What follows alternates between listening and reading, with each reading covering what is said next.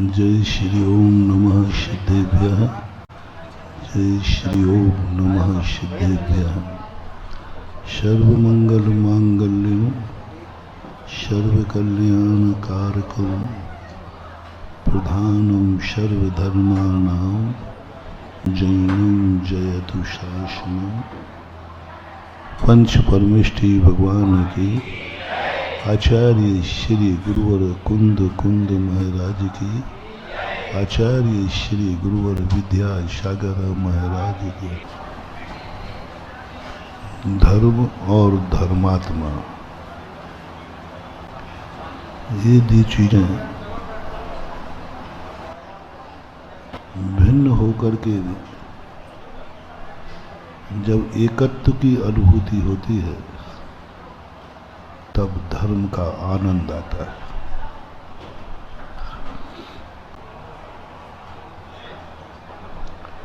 धर्म और धर्मात्माओं को जब तक अपन भिन्न मानते हैं तब तक धर्म का आनंद नहीं आएगा। व्रत और वृत्ति को भिन्न मानते हैं तब तक आनंद नहीं आएगा। व्रत अलग है और वृत्ति अलग है। जब तक ऐसी विचारधारा अनुभूति होती है, मैं व्रत कर रहा हूं या वृत्ति हूं, मैं व्रत कर रहा हूं या वृत्ति हूं, यदि व्रत की अनुभूति हो रही है कि मैं व्रत कर रहा हूं तो व्रत का आनंद नहीं आएगा। वह व्रत तुम्हें भार बन जाएगा। उस व्रत को तुम बहुत दुखी मन से करोगे। और यदि ये अनुभूति आ गई, हमें व्रत की अनुभूति नहीं हो रही है, हमें वृत्ति की अनुभूति हो रही है। मैं वृत्ति हूं। पूजा की अनुभूति नहीं करना है, मैं पूजा कर रहा हूं, ये अनुभूति नहीं करना है, मैं पुजारी हूं, ये अनुभूति करना है। भक्ति की अनुभूति नहीं होना चाहिए, हमें भक्ति की अनुभूति होती है और अनुभव होना चाहिए मैं भक्त हूं। भक्त और भक्ति एक हैं कि अलग अलग? अलग अलग। लेकिन अनुभव में भक्ति की अनुभूति नहीं करना है, भक्त की अनुभूति करना है। मैं भक्त हूं। जिस समय भक्ति कर रहा है उस समय भक्ति की अनुभूति नहीं हो, भक्त की अनुभूति हो। करना भक्ति है। व्रत पाल रहा है, व्रत पालने की अनुभूति। मैं मुनि हूं, मुनि व्रत की अनुभूति नहीं, 28 मूल गुणों की अनुभूति नहीं, अहिंसा की अनुभूति नहीं, अहिंसक की अनुभूति हो। उद्धार अहिंसा से नहीं है, उद्धार अहिंसक से है। अहिंसा तो सभी जगह है, लेकिन अहिंसक की अनुभूति हो। हम अहिंसा की अनुभूति करते हैं और अनुभूति होना चाहिए अहिंसक की, धर्म की नहीं, धर्मात्मा की। सत्य की नहीं, मैं सत्यवादी हूं। चोरी का नहीं, मैं अचौर्य हूं। अब्रह्म की नहीं, ब्रह्म की नहीं, ब्रह्मचारी की नहीं, ब्रह्मचर्य की नहीं, ब्रह्मचारी हूं। अंतर समझना।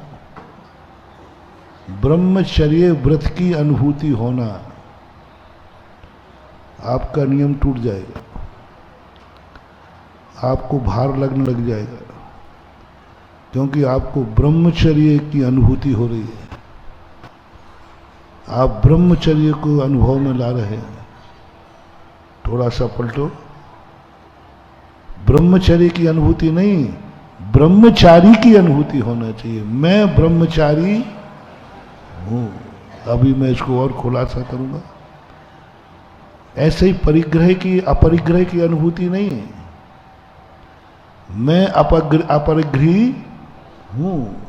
अपरिग्रह तो सब, मैं अपरिग्रही हूं, इसकी अनुभूति होना चाहिए।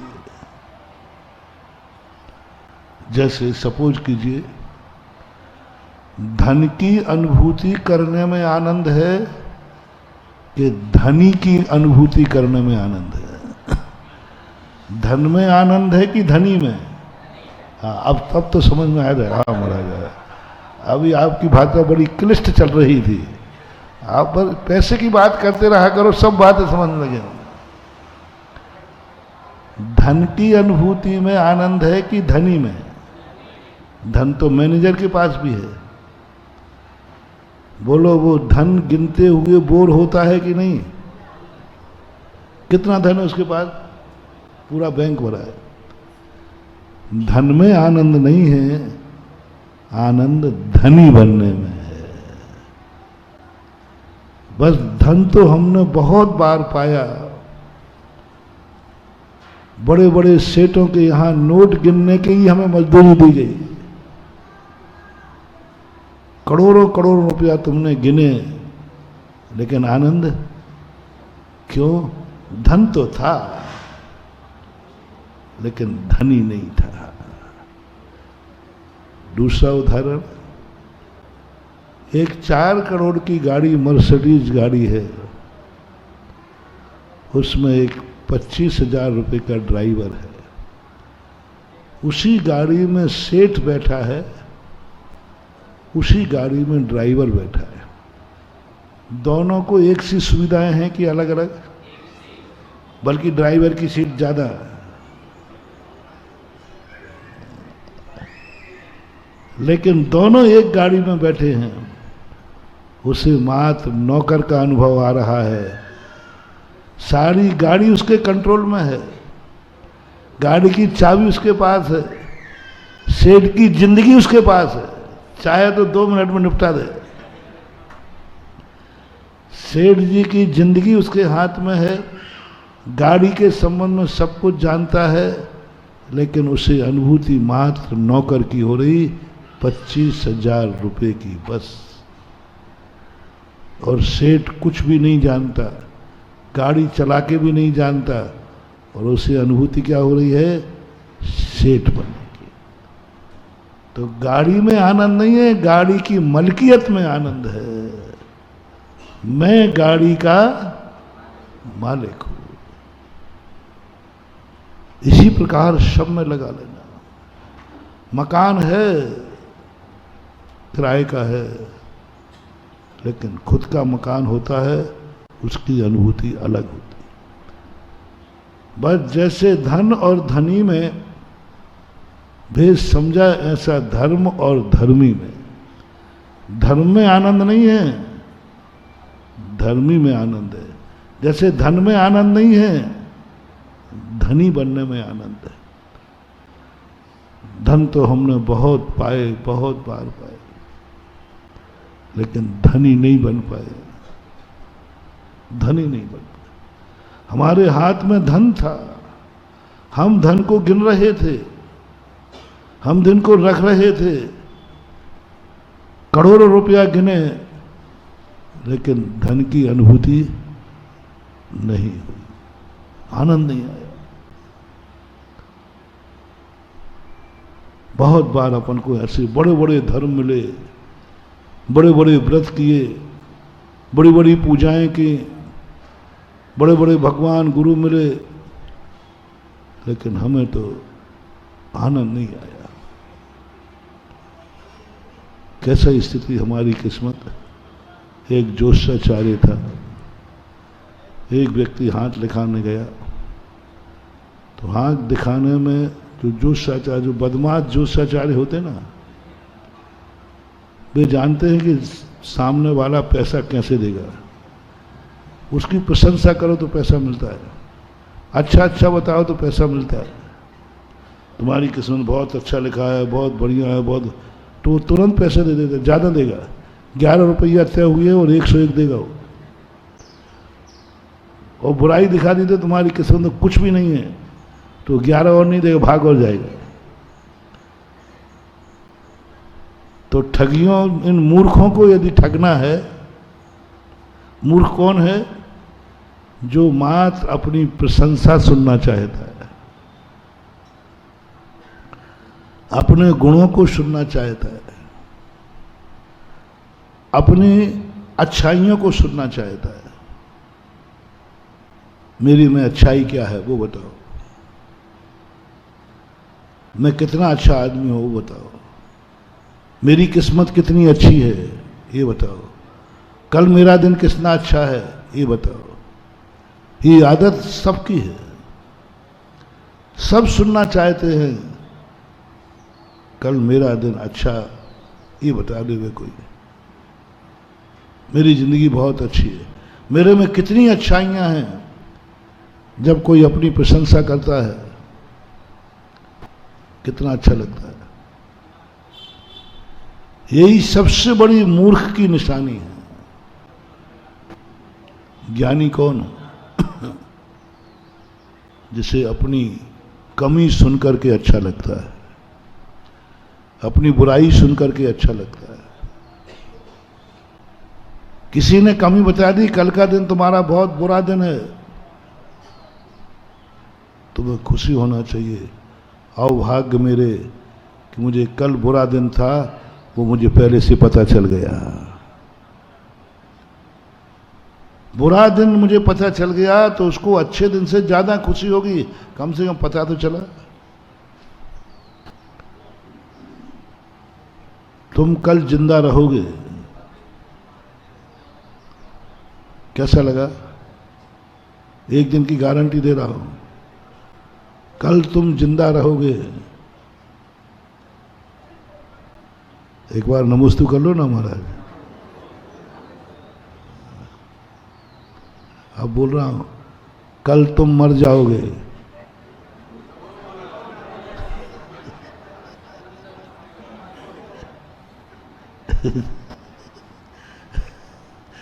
भले कर लिया, ठीक है। अभी तुम जान रहे हो कि प्रवचन में कह रहे हैं महाराज। रियलिटी में यदि कोई कह दे कल तुम मरो, महाराज जी आप ऐसा गलत क्यों बोलते हो?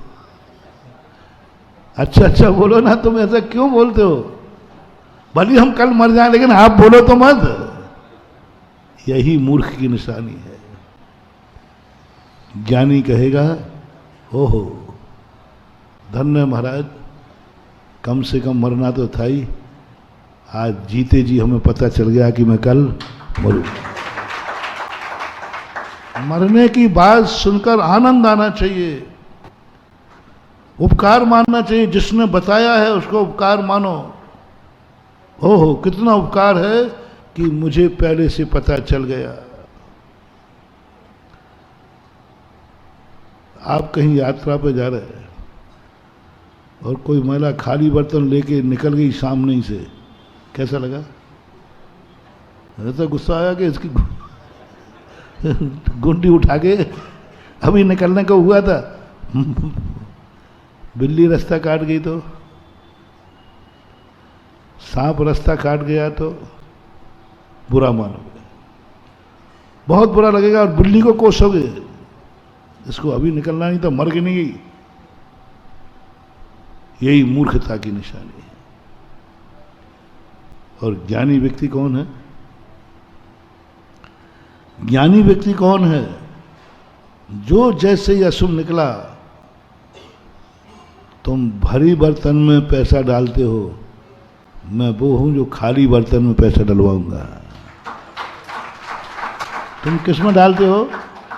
जब कोई भरा कलश मिल जाए ना, अरे पैसा डालो, हम लोग भी कह देते कई बार। नहीं, आज वो चीज तुम्हें दिखा रहा हूं। खाली बर्तन लेती हो, सामने आ जाए तुरंत उसमें 10 रुपया डाल देना। बहुत बड़ा इसने कम से कम मुझे आगाज कर दिया, कि तुम जहां जा रहे हो सफल नहीं होगे, अब मैं सावधान हो जाऊंगा। मैं तो माल खरीदने जा रहा था, लाखों का बुरी लगा, लाखों का माल इकट्ठा करता, इसने बता दिया सावधान, इसमें धोखा खाओगे। 10 रुपया दे करके उसका वेलकम करो, करोड़ों से बचा लिया उसने, संकेत करोड़ों का बचा दिया, तुम्हें संकेत कर दिया सावधान। करोड़ों का बचा दिया, बिल्ली ने रास्ता काट दिया, उसको दूध पिला दो। हे बिल्ली, तू मेरी परम उपकारी है। बोलो बताओ, अपन को दुर्घटना से कौन बचाएगा, दुश्मन की अपना व्यक्ति? आत्मीय जन के दुश्मन जन? तो बिल्ली कितनी पूर्व जन्म की तुम्हारी कोई है। तभी उसने कहा ये जहां जा रहे हैं नियम से दुर्घटना होगी। वो बिल्ली ने आकर तुम्हारे सामने से रास्ता काट दिया, उसको थैंक्स कहो, दूध पिलाओ, जरूर तुम्हारी पेड़ भाव की कोई मौसी है। हाँ, बिल्ली का दूसरा नाम बुंदेलखंड में बिल्ली मौसी बोलते हैं ना, बिल्ली मौसी।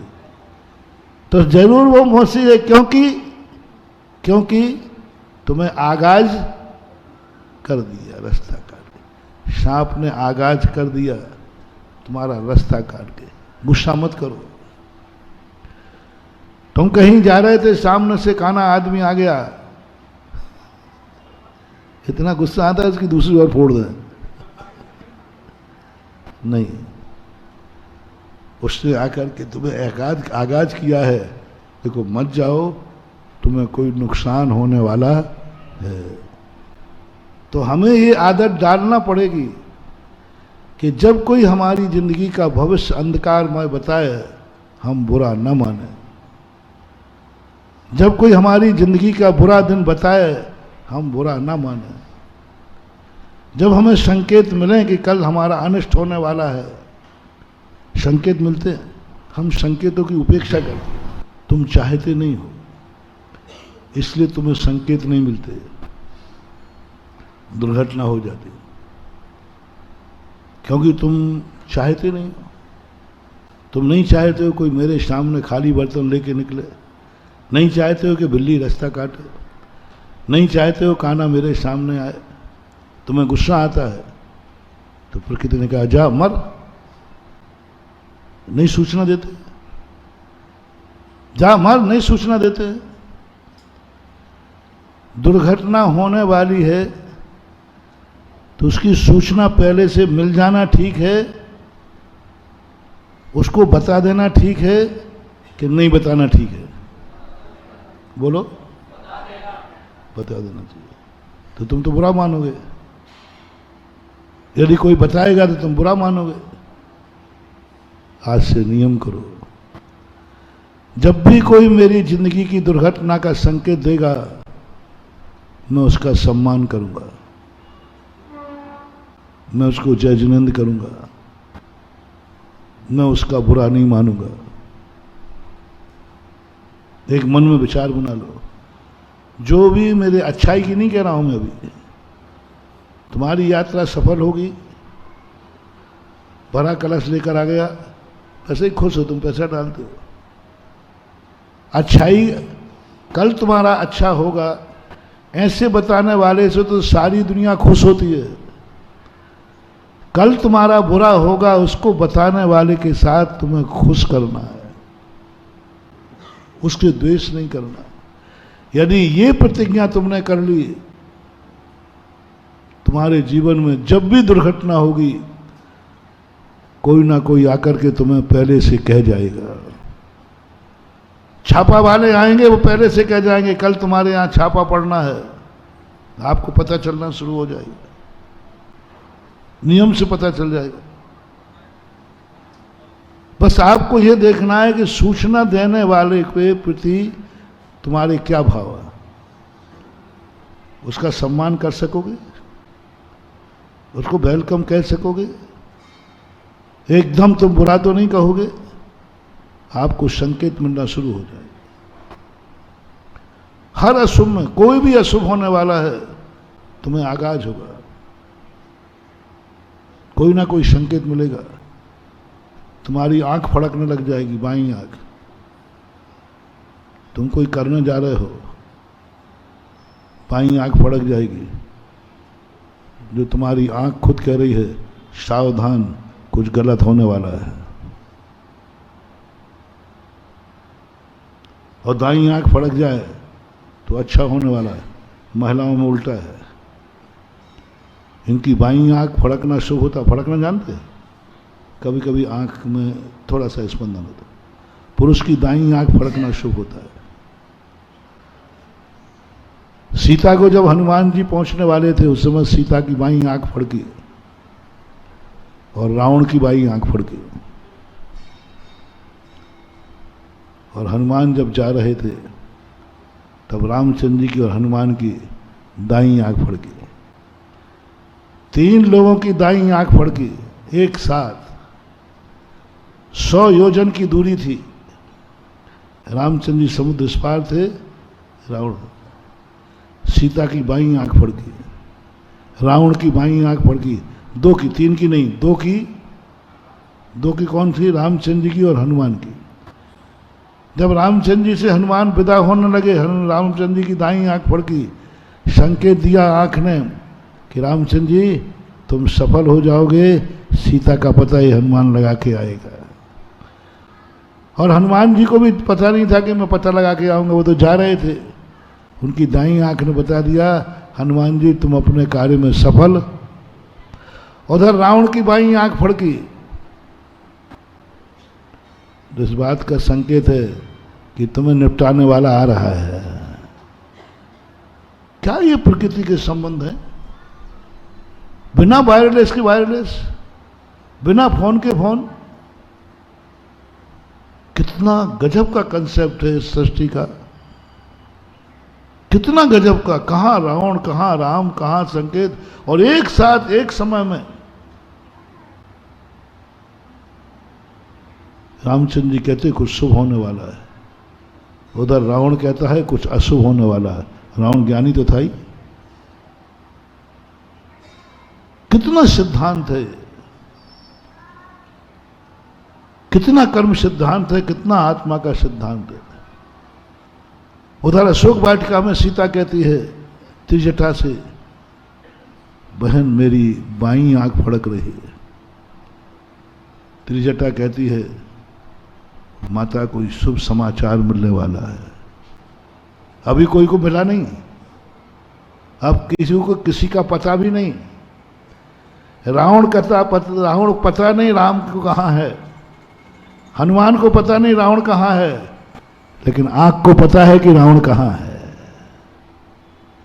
आंख को पता है कि रावण कहाँ है। अंदर की आंख नहीं, देखने वाली आंख नहीं, ये जो ऊपर का पलक होता ना, ये इसको पता चल गया कि रावण कहाँ है। और रामचंद्र जी को पता नहीं है। और रामचंद्र जी की आंख कह रही है, फड़क रही है, मुझे पता चल गया कहाँ है। हनुमान को मालूम नहीं है कि कहाँ जाना है मुझे, वहाँ है कि नहीं। लेकिन हनुमान की बाईं दाईं आंख ने कहा, हनुमान चिंता मत करो, मुझे पता चल गया है कि रावण कहाँ है। रावण को मालूम नहीं कि मेरा दुश्मन आएगा यहाँ कि नहीं, वो तो निश्चिंत सो रहा था। बोले 100 योजन की लंका कभी कोई लांग ही नहीं सकता, और चारों तरफ मेरी लंका को मैंने यंत्रों से कीलित किया है। और चारों तरफ लंकाओं में उसने अपने खास व्यक्ति लगाए थे। रावण की 3 विशेषताएं थी। एक तो समुद्र के बीच में लंका, 100 योजन की लंका भूमि गोचरी पार कर ही नहीं सकता, और विमान पुष्पक विमान रावण के पास था निश्चिंत। दूसरा, लंका को चारों तरफ से यंत्र से कीलित किया है, यंत्र मंत्रों से पूरी कीलित किया था। पद्म पुराण रविशेन आचार्य महाराज ने लिखा। तीसरा, उसने हर दरवाजे पर नौकर नहीं लगाया था, अपने व्यक्तियों को लगाया था। हर दरवाजे पर उसका कहीं बेटा कहीं बेटी, जहां से हनुमान गुजरे वहां पर रावण ने अपनी सगी बिटिया को लगाया था। नौकर तो मिल जाए किसी से, लंका सुंदरी को लगाया वो दरवाजे पर, बेटी ध्यान रखना, नौकरों पर भरोसा नहीं करना, चौकीदार पर भरोसा नहीं करना। रावण कहता कौन आ सकता है मेरा, लेकिन रावण की बाईं आंख कह रही है, अरे दुष्ट, तेरे विनाश का समय, तुझे मालूम नहीं है कि कौन दुश्मन आने वाला है। रावण की आंख को पता चलेगा कि दुश्मन चल चुका है, दुश्मन चल चुका है सही रास्ते पर, अब तू बच नहीं सकता।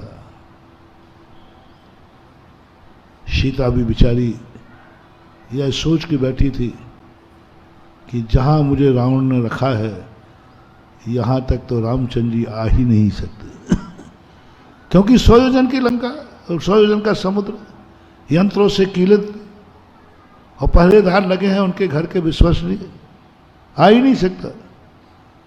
उसने तो समझ लिया था कि मेरी मौत निश्चित है, लेकिन देखो सीता को पता नहीं है, सीता की बाईं आंख का कॉर्नर, ये कोना होता ना, दोनों पलक मिलते हैं, ये कॉर्नर, कॉर्नर को फड़कना। त्रिजटा ने पूछा, देवी आंख कहाँ फड़क रही है? ऊपर पलक पर, भौं पर, मस्तिष्क पर, नीचे गाल पर, बोले कॉर्नर पर। त्रिजटा ने कह दिया तुम्हारा कोई हितैषी चल चुका है कहीं से। अब देखो आंख को पता चल गया, दिमाग को पता नहीं चला, ज्ञान को पता नहीं चला, और ये आंख को पता चल गया। और जब सबको मालूम चला तो ज्ञानी व्यक्ति तो चेत गया, रावण क्रोध में आ गया, वो आंख को मसलने लगा, है आंख तो अरे भाई खुशी बना कि तुझे कम से कम सौगात पहले से मिल रही। अपना शरीर कोई भी दुर्घटना हो महानुभाव, प्रकृति संकेत देती है, अपने शरीर में संकेत मिलते हैं, अपन कदर नहीं करते उसकी, क्या हमेशा संकेत देता है। कभी भी सडनली कोई भी दुर्घटना नहीं होती, उसका कोई ना कोई सिस्टम पहले से है, अपन ज्ञान नहीं कर पाते, अपन जानते नहीं हैं, लेकिन सिस्टम है। कैसे मरना है अपनी सब लकीरों में लिखा हुआ है, अपन पढ़ नहीं पा रहे। हमारी पूरी जिंदगी की किस्मत इस नाखून में लिखी है, पूरी जिंदगी की किस्मत इस पोरे में लिखी है। यानी शरीर में इतने स्थानों पर हमारी किस्मत लिखी है, दिमाग पर, ललाट पर हमारी किस्मत लिखी है, आँख के आकार में हमारी किस्मत लिखी है, नाक पर हमारी किस्मत लिखी है, जिह्वा पर हमारी किस्मत लिखी है, कान के आकार में हमारी किस्मत लिखी है, गर्दन पर हमारी किस्मत लिखी है, सीने पे, छाती पे हमारी किस्मत लिखी है, नाभि पर हमारी किस्मत लिखी है, पीठ पर हमारी किस्मत लिखी है, जंघाओं में किस्मत लिखी है, घुटनों में किस्मत लिखी है, पैरों में किस्मत लिखी है, उंगलियों में किस्मत लिखी है, और गजब तो ये है हमारे बालों में भी हमारी किस्मत लिखी है। एक छिद्र में से 2 बाल निकल रहे हैं कि 3 निकल रहे हैं कि 1 निकल रहे हैं, बता देगा। बाल होते ना अपने शरीर में, अब एक छिद्र में कभी कभी 2 बाल होते हैं, एक साथ 2 बाल निकल रहे हैं, जो सचारे बता देगा तुम्हारी किस्मत क्या है। एक बाल निकल रहा है, बता देगा।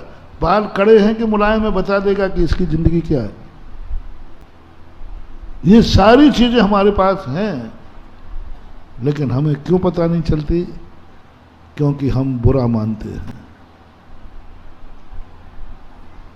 हमें बुरा लगता है, हम उस निमित्त को मिटाना चाहते हैं जिसने मुझे बुरी खबर दी। दूत होते थे ना, दूत, तो दूत क्या करते थे? राजा को बुरी खबर देने में डरते थे कि बुरी खबर देते ही राजा कहो ऐसा नहीं होगा गर्दन काट देगा। दुष्ट राजा ऐसे ही होते, कोई भी दूत बुरी खबर लेके आएगा उस पर क्रोध करेंगे, मारने दौड़ेंगे, और अच्छी खबर लाएगा तो उसे पुरस्कार देंगे। ये दुष्ट राजा का लक्षण है। और अच्छे राजा का लक्षण, कोई बुरी खबर लाता है उसको सम्मान करेंगे, बैठो भाई और क्या है, और क्या बुरा होने वाला है, और क्या अनिष्ट होने वाला है, बताओ और क्या बुरा होने वाला है। मैं पहले से तैयार हो जाऊं, मैं पहले से तैयार हो जाऊं। रावण चाहता तो तैयार हो सकता था, आंख ने बता दी रावण तेरी पराजय निश्चित है। और ज्ञानी होता तो रावण कहता जब हारना ही निश्चित है तो क्यों ना पहले से जाके संधि कर ले। राजा को नीति कही गई कि जब भी तुम्हें हारना निश्चित हो तो बिफोर टाइम संधि करना श्रेयस्कर है मरने की अपेक्षा। ज्ञानी व्यक्ति संधि करता, बुलाता सबको, जब अनिष्ट होने वाला है जाओ दुश्मन से कह दो राम से हम संधि को तैयार हैं, विदेही को लौटा देंगे। लेकिन नहीं, दुष्टजन को तो बुरा लगता है, दुष्टजन को तो अच्छा नहीं लगता, अपनी बुराई सुनने में बहुत अपन को अच्छा नहीं लगता। ये अपनी सबसे बड़ी कमजोरी है, सबसे बड़ी कमजोरी है। जब अपनी बुराई अपन को सुनाई पड़ती है हमें अंदर से अच्छा नहीं लगता, नींद नहीं आती। इस कमजोरी को हमें निकालना है और जैन दर्शन ने सबसे पहले यही कमजोरी पर निकाला। सम्यक दर्शन के पहले प्रसम भाव। तुम अपनी बुराई सुनकर के कितने शांत रहे, तुम अपना विनाश सुनकर के तुम्हें कितनी अनुभूति हुई। कम से कम किसी ने बताया तो सही, कोई कहने वाला तो है, किसी ने कहा तो सही कि सावधान हो जाओ, बताया तो सही। ऐसी आदत अपन को डालना है। बुरे समाचार देने वाले पर क्रोध नहीं करना, उसको अपना हितैषी मानना कि वो मुझे सचेत कर रहा है और सचेत करके मुझसे कह रहा है कि अभी भी मौका है, चेत जाओ। लेकिन तुम मानने वाले नहीं हो तो दुनिया तुम्हें ठगेगी, दुनिया तुम्हें ठग लेगी, सही नहीं बोलेगी, झूठ बोलेगी। क्या झूठ बोलेगी? तो ज्योतिषाचार्य को हाथ दिखाया, अब वो तो पैसे के लिए बैठा रहता है। उसने कहा साहब आपके हाथ में क्या रेखा है? ओ गजब की रेखा, इतनी बड़ी रेखा तो आज तक मैंने देखी ही नहीं, इतना गजब का है, इतना गजब का है, तुम्हारे एक इशारे पर हजारों गाड़ियां चलेंगी, एक इशारे पर हजारों गाड़ी इधर से उधर होंगी। अब पथरिया का कोई गरीब आदमी जिसके घर में एक गाड़ी भी नहीं हो, और ज्योतिषाचार्य ने क्या घोषणा कर दी, हजारों गाड़ियां चलेंगी तेरे इशारे। बंदा खुश, 11 रुपये में हाथ दिखाना था, उसने सीधा 500 टिका दिए। तू पकड़े 500, तूने एक खुशखबरी दी है, बहुत बड़ी खुशखबरी दी है। मेरे घर में तो एक गाड़ी नहीं है और मेरी किस्मत कैसी आने वाली है। अब वो प्रतिदिन यही सोचे कब गाड़ी आएगी, कब गाड़ी, अभी एक ही नहीं आई और 35 साल पूरे होने को हैं। वो किसी की नौकरी का फॉर्म नहीं भरता था क्योंकि मुझे तो सेठ बनना है, मेरे पास तो हजारों गाड़ियां होंगी। अंत में किसी ने कहा भाई जब होंगी तब होंगी, कम से कम एक नौकरी का फार्म तो भर दे। और नौकरी का फार्म भरा उसने, ट्रैफिक पुलिसमैन का। अब बेचारा धूप में खड़ा रहता है और वो सोचता वो ज्योतिषाचार्य कहाँ है। एक दिन पकड़ में आ गया, उसने कहा पहले ये बता हजारों गाड़ी कहाँ है। बोले साहब ज्योतिष कभी झूठ नहीं होता, आप, मैंने यही कहा था आपकी वो किस्मत है कि आपके एक इशारे पर अच्छी अच्छी गाड़ियां रुकेंगी। आप एक हाथ ऐसा करिए, अभी हाथ देखिए हजारों की लाइन लग जाएगी। बोले ये तो लगती है। बोले आप यूं करिए हजारों गाड़ियां चल जाएंगी। बोले ये तो होता ही है। तो यही तो हमने बताया था।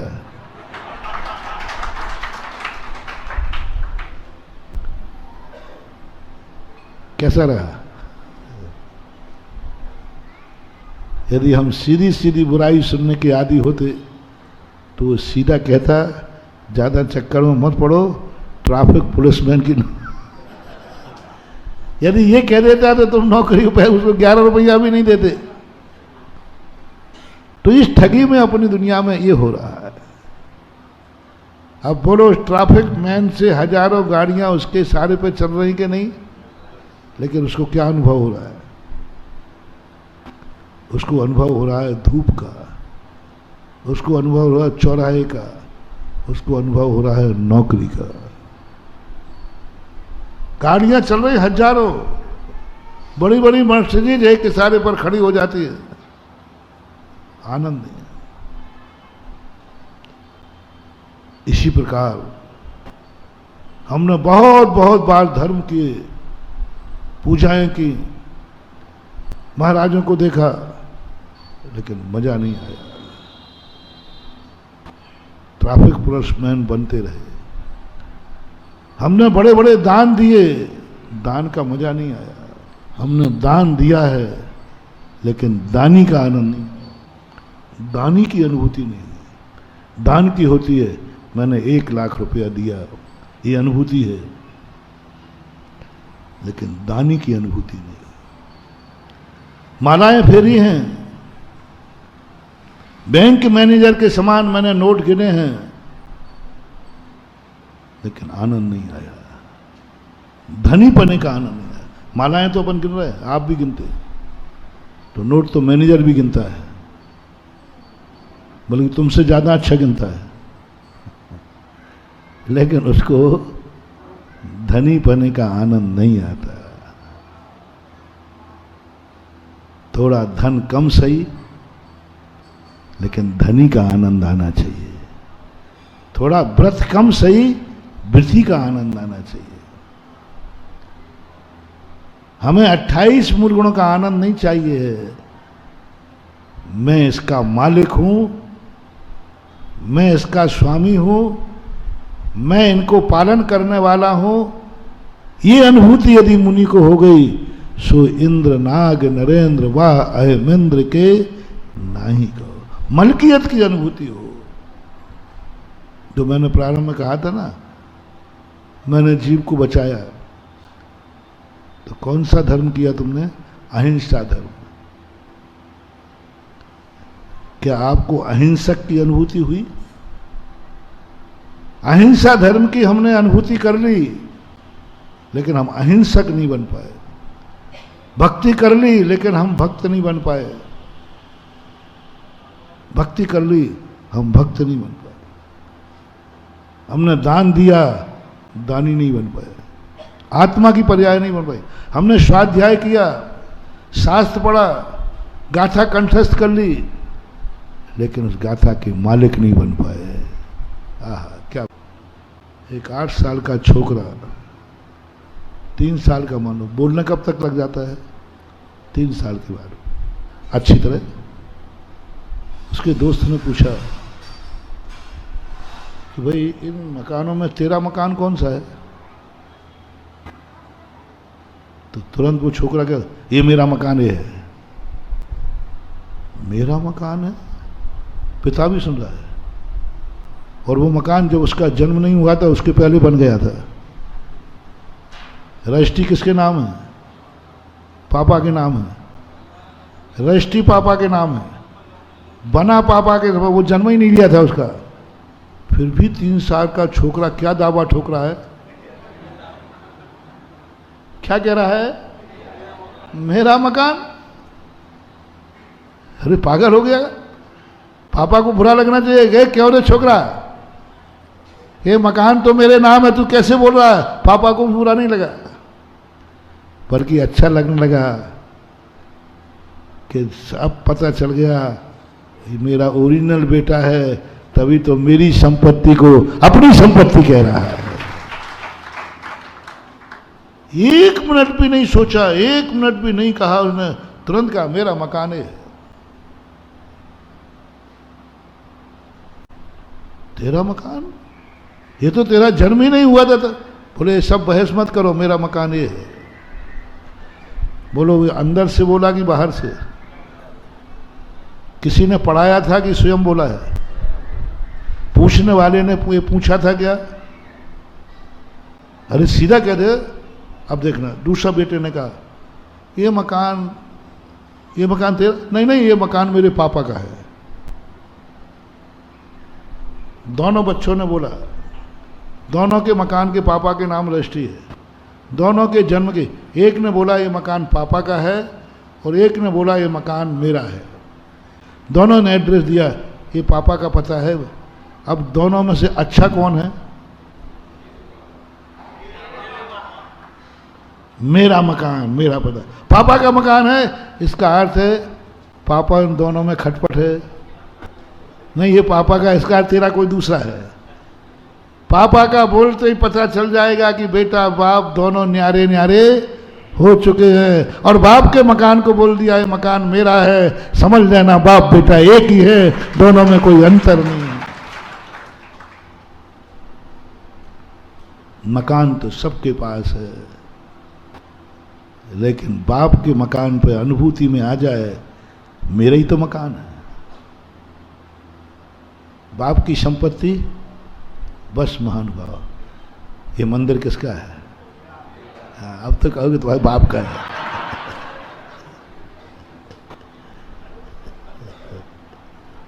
हाँ, क्या मजेदार आज बात निकली, अंदर चेतना को छू रही है।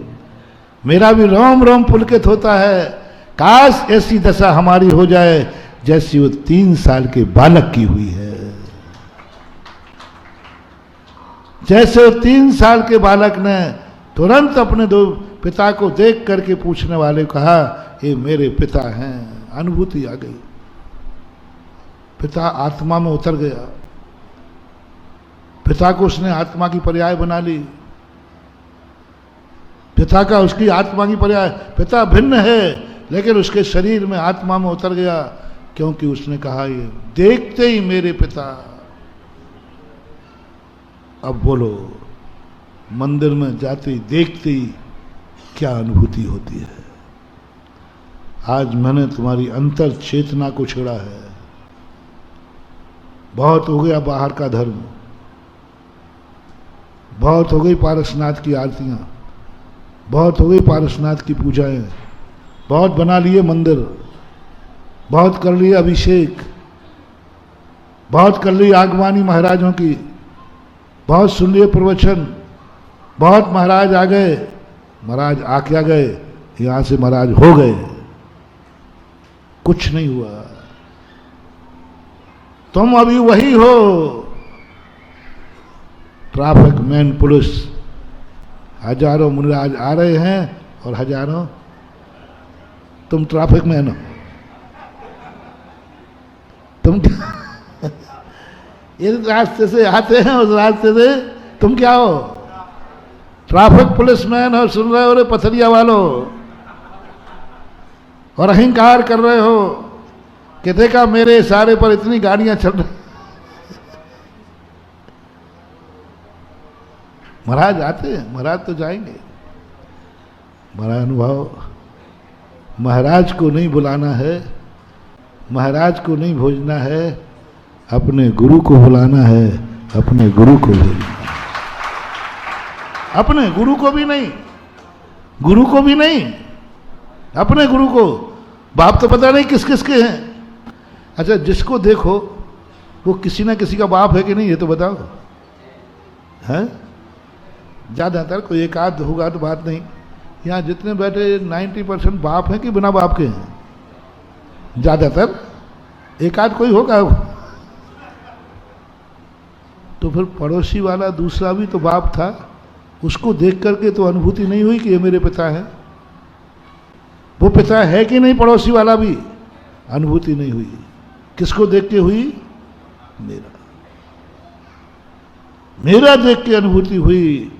आज भगवान का दर्शन करना पारसनाथ का नहीं, पारसनाथ की पूजा नहीं, पारसनाथ का अभिषेक नहीं, मेरे भगवान का अभिषेक करना, मेरे देवता का दर्शन करना। मेरे देवता का दर्शन करना, यही तो है मेरा भगवान। भगवान तू ही तो मेरा है, तेरे बिना मेरा कुछ नहीं, तेरे श्रद्धान पर मेरा सम्यक दर्शन है। श्रद्धा नाम परमार्था नाम मापतागम तपोभृताम, तू ही तो मेरा सम्यक दर्शन है, तू ही तो मेरा ज्ञान है, तू ही तो मेरी जिंदगी है, तू ही तो मेरी आंख है। मैंने अपनी आंखों से देखना बंद कर दिया प्रभु, मैं तेरी आंख से देखता हूं। तुमने कहा था एक दोस्त से कि ये मकान मेरा है, तो मैंने भी अपने दोस्त से कह दिया ये मकान मेरा है। बाप ने भी यही बोला था, बाप ने भी यही बोला। बाप के दोस्त ने पूछा, बाप पिता है तुम्हारा मकान कौन सा? बोले ये मकान है। बेटा से पूछा, बोला क्या? बोला बोले ये तेरा मकान मेरा है। भाई से पूछा तो वो भी कह रहा है मेरा मकान। माँ से पूछा तो मेरा मकान। आखिर मकान कितनों का है? आखिर ये मकान और है अनेकों का कि नहीं? लेकिन तुम्हारे अनुभव में क्या आया? तुम्हारे अनुभव में मात्र आना चाहिए ये मेरा मकान, मेरे भाई का, मेरे पापा का नहीं है, वो अनेकों का है। एक पिता अनेक बेटों का पिता हो सकता है कि नहीं? लेकिन उस बेटे को ये क्यों नहीं कहा ये 4 बेटों का पिता है? आपसे पूछा, उसने पूछा था ये कौन जा रहा है, तो पहले तो आपको मनुष्य बोलना चाहिए था, फलाने चंद बोलना चाहिए था। चलो पिता बोलना है तो बोलना चाहिए ये 4 बेटों का पिता जा रहा है। क्या आपको ये अनुभूति हुई? 4 बेटों का पिता वो है, पक्का है, लेकिन जब तुमने देखा तो तुम्हें क्या अनुभूति हुई? 4 बेटों के बाप की अनुभूति हुई कि ये मेरा पिता है, ये अनुभूति हुई। बस यही आल्सो दी सेम, ये भगवान सारी दुनिया का है, 3 लोक का है, लेकिन दर्शन करो तो अनुभूति होना चाहिए ये मेरा देवता है। लेकिन सारे जगत का है कि नहीं? बोलो ना, सारी जगत का है, हमें क्या लेना देना? हमारे अनुभव में नहीं आया, हमारे अनुभव में तो आ रहा है ये मेरा देवता है, मेरा भगवान है, ये मंदिर मेरे ही देवता का है, मेरा है। जिनगुण संपत्ति वो एक सूत्र आता है पूज्यपाद स्वामी ने दिया, जैसे पिता की संपत्ति मेरी है ऐसा मान लिया। अभी पिता ने नामांतरण नहीं किया, पिता ने हिस्सा बांट नहीं किया, फिर भी वो कह रहा है कि ये कान मेरा है। ऐसा ही यहां पर हमारा कोई हिस्सा बांट नहीं हुआ, कोई मुझे नहीं मिला, फिर भी जिनेंद्र भगवान की संपत्ति मेरी संपत्ति है। रजिस्ट्री किसके नाम है? भगवान के नाम, भगवान के नाम। केवल ज्ञान किसके पास है? केवल दर्शन किसके पास है? अनंत सुख किसके पास है? फिर भी उनके दर्शन करते लग रहा है बाप की संपत्ति सब मेरी संपत्ति। बाप का वैभव देख करके अपने दोस्त को बताता है, मालूम ये खेत भी अपने ही है। हाँ तेरे हैं, जो तुम कहते हो वो मैं कैच कर लेता हूं, मैं कई बार पूछता हूं, हमें भी तुम लोग दिखाते हो। महाराज ये दुकान भी अपनी है, ये फैक्ट्री भी अपनी है, तो मैं धीरे से पूछता हूँ तेरी है कि तेरे बाप की है? हाँ, 1-2 बार मैंने टोक दिया, मैंने कहा तू तो ऐसे बता रहा है, इतनी तो तेरी उम्र नहीं है। अरे महाराज जी आप समझते नहीं हो, आप इतने नहीं समझते, पापा की संपत्ति मेरी संपत्ति। हाँ, क्या अनुभूति, क्या अनुभूति। इसलिए तुम्हें राग की अनुभूति हो रही है, पर इसको पलट दो, दिखाओ भगवान का केवल ज्ञान, भगवान का दर्शन। मालूम ये सब भगवान का है, लेकिन सब मेरा है, मेरे लिए मिलेगा, क्योंकि ये भगवान मेरा है तो भगवान की संपत्ति भी मेरी है। अनंत चतुष्टय मेरा है, केवल ज्ञान मेरा है, अनंत दर्शन मेरा है, अनंत सुख मेरा है। बस यही तो ध्यान है, यही तो आनंद मुनिराजों को आता है। कुछ नहीं है इनके पास, कुछ नहीं इनके पास, लेकिन बस इनने संबंध जोड़ लिया। ये कौन है? मेरे जगत पिता है। बस इतना सा संबंध जोड़ दो, इतना सा संबंध जोड़ दो, तुम्हारे कुछ भी नहीं है तो भी तुम्हें वो आनंद आ जाएगा जो जिनेंद्रियों को आ रहा है, वही आनंद आएगा। जो पिता के नाम रजिस्ट्री है उसको जो आनंद आ रहा है, बस तुम पिता का संबंध जोड़ दो, तुम्हें भी वही आनंद आएगा जो पिता को आ रहा है। वो महल पिता ने बनाया था, बेटे के जन्म के पहले बना था, लेकिन बेटे को क्या आनंद आ रहा है? ये महल मेरा है। बोलो, मालिक पने की अनुभूति हुई उसको कि नहीं? मकान बनाया नहीं, मकान की रजिस्ट्री नहीं, फिर भी मालिक पने की अनुभूति। क्या बात है मानव, फिर भी बेटे को मालिक पने की, मेरा मकान, अमीरी की अनुभूति। अभी 2 रुपया कमाता नहीं है, अमीरी की अनुभूति। बस ये अनुभूति महानुभाव, अपन सब कुछ नहीं कमाते, अपन सब बालक हैं, अपने पास कुछ नहीं है, और जो कुछ भी इनके पास है हमारे जन्म के पहले था। भगवान पारसनाथ अपने जन्म के बाद हुए कि पहले हुए? सब उन्होंने किया, बस सब उन्होंने हमारे जन्म में। हम पता ही नहीं है कब पारसनाथ हुए, हमें पता ही नहीं है उनकी क्या संपत्ति है। बस कुछ नहीं करना, पारसनाथ के साथ अपने पिता बेटे का संबंध जोड़ दो, सारी संपत्ति तुम अपने आप का आनंद ले लेना, और तुम्हारे नाम कुछ भी नहीं, कुछ भी तुम्हारे नाम नहीं है, फिर भी आनंद है कि मेरा मकान है। कुछ भी तेरे नाम नहीं है और आनंद है, मैं भगवान हूं, मैं भगवान हूं। भगवान की अनुभूति, पूज्य अमृतचंद सूरी महाराज भगवान की अनुभूति कराते हैं। मैंने कि भगवान में भगवान हुई नहीं, मैं भगवान हो रही, भगवान की अनुभूति कहते। बस ये कौन है? अमृतचंद सूरी ज्यादा नहीं कहा, बोले ये कौन है? बोले तो भगवान है। तेरे कौन है? मेरे भगवान है। बस ये भगवान है तो तू भगवान है, बस खत्म बात। जो जानदि अरहंतम दब्बत गुणत पज्ये ही सो जानदि अपाणम। पूज्यवर कुंद कुंद भगवान कहते हैं, तू अपने भगवान से द्रव्य गुण पर्यायों का संबंध जोड़ ले, तुझे वही अनुभूति होगी जो अरहंत भगवान को हो रही, तुझे वही मालिक पने की अनुभूति होगी, क्योंकि बस ये संबंध जुड़ना है।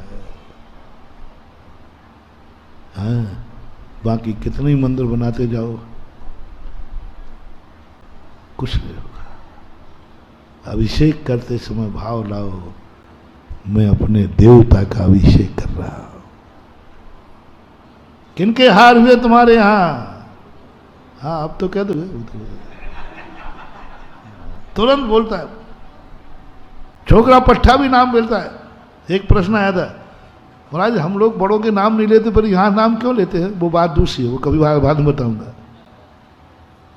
अभी मैं ये कह रहा हूं कि संबंध की अनुभूति बनाओ,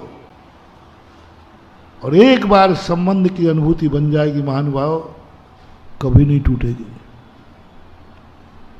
बल्दियत कभी टूटती नहीं। यदि पापा पे भी केस करना है तो बल्दियत में क्या लिखना पड़ेगा? मान लो पापा पे भी केस कर रहे हो, तो जब मुख्तियार नाम हो, पिता के नाम पे क्या भरोगे? यानी पिता के दुश्मन भी बन जाना तो भी बल्दियत कभी टूटती नहीं है। ऐसे ही अपन दुनिया में कहीं भटक जाए, हमारी बल्दियत नहीं टूटना चाहिए, ये मेरा देवता है, बात खत्म। हम कभी मंदिर भी नहीं आ पाएंगे। मान लो भगवान से खटपट भी हो जाएगी तो भी बल्दियत में क्या लिखा जाएगा? तेरा देवता कौन है? आहा, तेरे तो पिता से झगड़ा चल रहा है, तू पिता के ऊपर कोर्ट केस कर रहा है। बोले भाई सब कुछ कर रहा हूं, लेकिन बाप तो बाप ही रहेगा। क्यों ना ये संबंध अपना भगवान से हो जाए, चाहे मंदिर आवे या नहीं आवे, चाहे भली भगवान से हमारा झगड़ा हो जाए,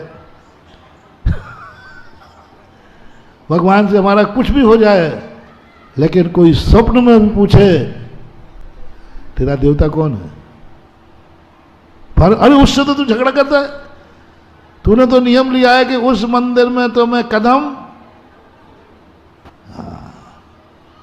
पथरिया में बहुत ज्यादा भेदभाव है मंदिरों को लेकर के। इधर पधारो महाराज तो फिर मंदिरों को लेकर बहुत अनुराग भाव है, राग भाव है। इतने खुश नहीं हो बड़े मंदिर में रुकने में जितने खुश तुम होते महावीर मंदिर रुकने में। उतने खुश नहीं होते महावीर मंदिर में रुकने वालों में जितना बड़े मंदिर वाले बड़े मंदिर में रुकने से खुश है। उतने खुश नहीं हो तुम जितना सिमरिया मंदिर में रुकने से सिमरिया वाले हो। उतने श्यामर उतने खुश नहीं हो तुम जितना आदिनाथ मंदिर में रुकने से आदिनाथ वाले खुश होते हो। नहीं महाराज, मंदिर तो बनते हैं, व्यवस्थाएं होंगी, एक नहीं 1000 मंदिर बनेंगे, लेकिन तुम्हारी बल्दियत नहीं बदलना चाहिए। स्वप्न में भी निकले तुम्हारा देवता कौन है। पारसनाथ मेरा देवता, आदिनाथ जल्दी बोलते जाओ, अजितनाथ, शंभवनाथ, अभिनंदननाथ, सुमतिनाथ, पद्म प्रभु, सुपार्शनाथ, चंद्र प्रभु, पुष्पदंत, शीतलनाथ, श्रेयांशनाथ, बांसपुज, विमलनाथ, अनंतनाथ, धर्मनाथ, शांतिनाथ, कुंथनाथ, अरहनाथ, मल्लीनाथ, मुनिसुब्रतनाथ, नमीनाथ, नैमनाथ, पार्शनाथ, महावीर स्वामी। और कहाँ क्या है? इनके अलावा मंदिरों में क्या है? इन 24 के अलावा मंदिरों में क्या है? और ये 24 तुमने अपने मुंह से क्या कहा? मेरे देवता कहा ना। 24 तुमने कहा। मैं बाहुबली को और करो, बाहुबली कौन है? हाँ चलो वो भी आ गए। चलो भरत और मिला लो, नहीं तो बेचारे को अभी अब भरत भगवान कौन है? इसके अलावा मंदिरों में कौन है? फिर कैसे होगा ये पराया है? फिर क्यों नहीं अनुभूति हो रही? क्यों नहीं अनुभूति हो रही जब 24 देवता मेरे हैं? 24 देवता मेरे हैं। तो इन मंदिरों में बस इतना ही देखो, इन 24 में से कोई देवता है कि नहीं है? बस यही मेरा देवता है, यही मेरा मंदिर है, यही मेरा भगवान है, क्योंकि ये 24 में आ रहा है। क्या गजब हो गया। हम कह रहे 24 देवता हमारे हैं। ये बल्दियत नहीं बदलना चाहिए। चाहे वो मंदिर हमारे मोहल्ले में हो, चाहे वो मंदिर कश्मीर में हो, चाहे वो मंदिर कन्याकुमारी में हो, इन 24 देवता जहाँ हैं वही मेरे देवता हैं, वही मेरे भगवान हैं। और जब नमस्कार करो तो वही मेरा देवता है। ऐसी अनुभूति कुछ आज समझ में आया? आज बाहर की बात नहीं थी, आज किसकी बात थी? अंदर की बात थी, आनंद की बात थी। और यह स्थितियां अपन को करना है। अपना मूल प्रसंग आज चला था, धर्म नहीं, धर्म तो बहुत बार मिला, हम धर्मी नहीं बने। व्रत तो हमने बहुत लिए, लेकिन हम व्रती नहीं बने। धन तो हमने बहुत देखा, लेकिन धनी नहीं बने। महावीर भगवान